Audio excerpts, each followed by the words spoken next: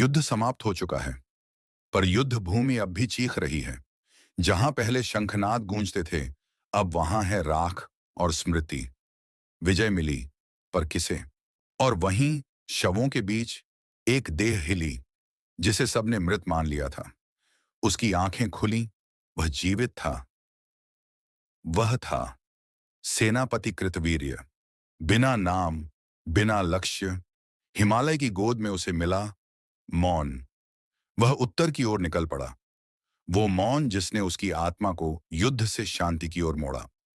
12 वर्षों बाद वह फिर लौटा, लेकिन जिसे वह अपना राज्य कहता था, अब वह उसे नहीं पहचानता था। गली के बच्चे अब उसके नाम से अनजान थे।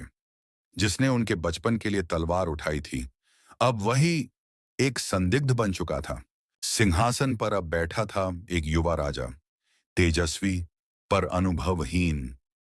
कृतवीर्य के शिष्य ने अपने गुरु को पहचाना नहीं। राजा बोला, आप कौन हैं? कृतवीर्य मुस्कुराया, वही जिसकी तलवार से तुम्हारा राज्य सुरक्षित रहा। वह तलवार जिस पर राज्य की मुहर थी, अब फिर चमकी। इतिहास ने स्वयं को प्रस्तुत किया। एक वृद्ध सैनिक आगे बढ़ा, उसकी आंखों में पानी था।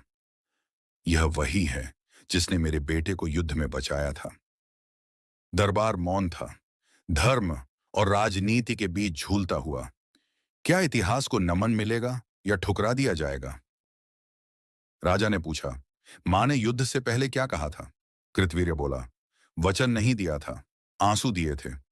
दरबार में सन्नाटा था, लेकिन दिलों में सच्चाई गूंज चुकी थी। वह अब केवल एक सेनापति नहीं था, वह था जीवित इतिहास।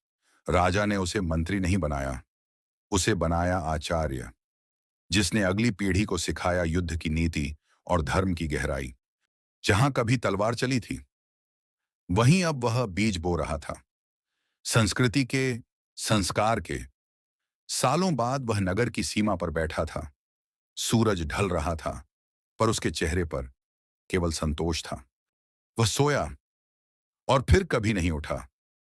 लेकिन हस्तिनापुर ने उसे मरा नहीं माना, उसने उसे अमर कर दिया, एक कथा के रूप में।